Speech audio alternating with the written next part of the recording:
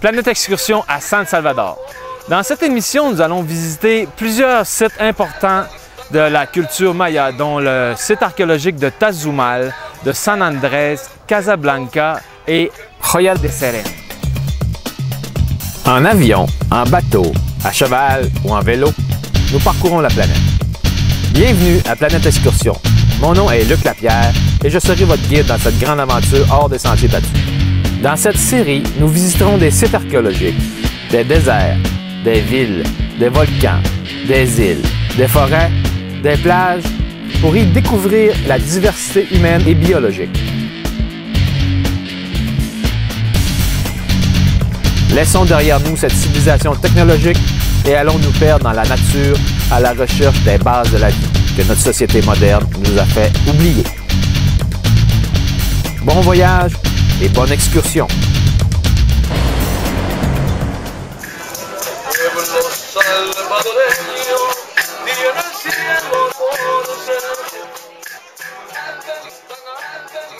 L'Amérique centrale est le lien entre l'Amérique du Sud et l'Amérique du Nord. Le Salvador, un des 7 pays de l'isthme d'Amérique centrale, est un territoire de la Mésoamérica que les Olmecs, Toltecs, Mayas, Pocomanes et les Pipiles ont occupé. Après 20 ans de guerre civile, le pays est maintenant en paix depuis une quinzaine d'années. L'infrastructure touristique est en pleine effervescence et de plus en plus de touristes visitent les plages ainsi que les sites archéologiques mayas du pays. Dans la région de Santa Ana, il y a 4 sites très intéressants: San Andrés, Joya de Serén, Casablanca et Tazumal.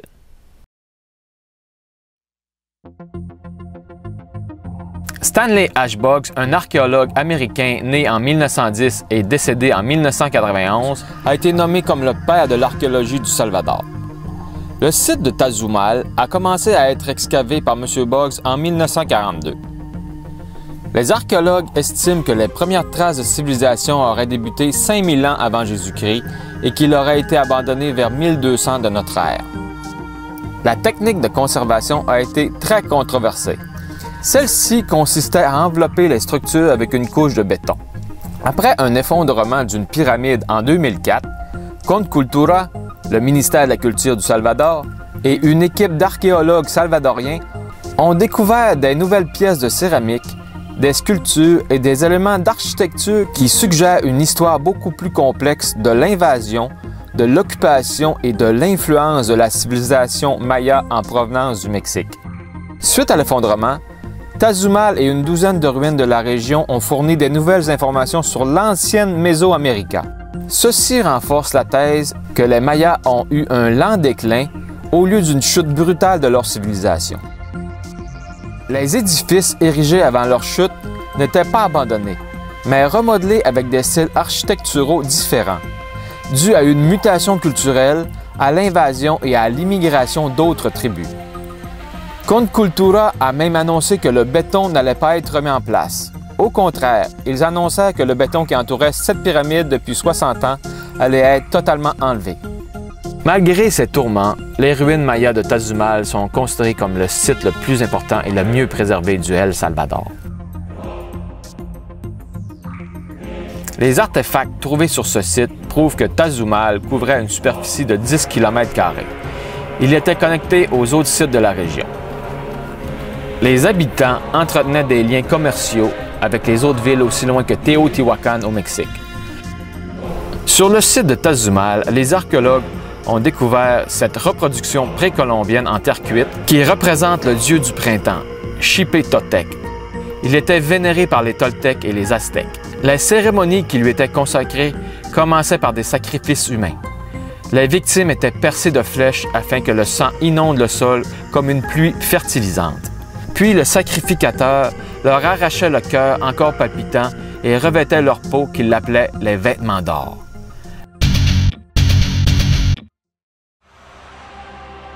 L'entrée, les bureaux et le musée des ruines de Casablanca ont été restaurés avec le style d'architecture coloniale espagnole. Le nom provient d'une ancienne plantation de café qui entourait les ruines. Le musée y abrite des poteries et artefacts découverts sur ce site. Casablanca était un petit village de fermiers mayas de la période maya préclassique et classique. La plus grande structure mesure 15 mètres de hauteur et servait surtout pour des rites religieux locaux. Mais pour la grande messe, il fallait aller à Tasumal, situé à quelques kilomètres plus loin. Le site est composé de 6 structures qui ont été partiellement excavées et restaurées. Les structures 4 et 5 sont toujours enfouies dans le sol et recouvertes de végétation. Les visiteurs ne peuvent que voir des monticules et gonflements du terrain. Ce site n'est pas très grand et n'est pas très achalandé, ce qui est un point très positif pour votre visite, car vous pouvez le visiter à votre rythme sans vous faire stresser par les hordes de touristes. Prévoyez une trentaine de minutes pour le visiter. Les ruines de San Andrés révèlent que les Mayas ont vécu ici pendant plus de 1000 ans, avant d'être remplacés par les tribus Pipil de langue nahuatl, apparentées aux Toltecs. On y a retrouvé des évidences que l'art et l'architecture ont été influencés par les Mayas des hautes terres du Guatemala ainsi que Copan au Honduras. San Andrés était la capitale de la région de la vallée des Zapotitan et régnait sur tous les autres villages de cette région. Le site fut enseveli lors d'une éruption du volcan Playón en 1658. Le gouvernement salvadorien inaugura le parc archéologique de San Andrés et son musée en 1996. Voici la partie la mieux préservée du site de San Andrés. Celle-ci a été sauvée du recouvrement de béton de John Dimick, un collègue de Stanley Boggs. Cette technique de préservation, entre guillemets, était utilisée par les archéologues sur presque tous les sites du Salvador durant les années 40. On a retrouvé dans un tombeau maya situé sur le site un crâne en excellent état de conservation et attestant une déformation crânienne très remarquée. Cette découverte semble prouver que les Mayas avaient l'habitude de provoquer une déformation artificielle de la tête en fixant 2 planches de bois aux régions frontales et occipitales du crâne de l'enfant. La déformation crânienne était très répandue dans les 2 Amériques, du Labrador à la Patagonie. C'était une tradition pour ressembler aux dieux. Mais qui sont ces dieux avec des crânes disproportionnés? Joya de Selene a été découvert en 1976 par un fermier qui travaillait dans son champ. Peyton Sheet, un professeur d'anthropologie, a débuté l'excavation et depuis ce temps, 70 structures ont été découvertes. Le site a été recouvert d'un toit pour mieux le protéger des intempéries et ainsi l'étudier sous de meilleures conditions. Joya de Selene est surnommée la Pompéi d'Amérique. Comme en Italie, c'est une éruption du volcan Lomo Caldera vers l'an 600 qui l'ensevelit sous 14 couches de cendres. Les couches de cendres ont scellé et conservé les traces actuelles de la vie quotidienne des anciens Mayas. Voici la maison principale découverte sur ce site.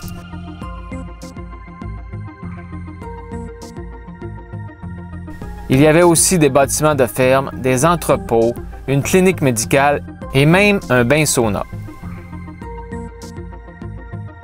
La découverte d'un champ de manioc a notamment fourni la première preuve tangible que les Mayas de l'époque cultivaient cette plante. Aucun corps n'a été retrouvé, ce qui veut dire que la population a évacué Joya de Selene avant l'éruption, sans doute alertée par de forts tremblements de terre. Pour visiter le site, vous devez obligatoirement engager un guide. Ce service est gratuit, mais un pourboire est très apprécié. Les sites archéologiques mayas du Salvador ne sont qu'une facette de ce pays. Il y a encore plein d'autres choses à voir. Les gens sont accueillants, la bouffe est bonne, la température est parfaite. À la sortie de Tasumal, il y a des petits restos et des petites boutiques.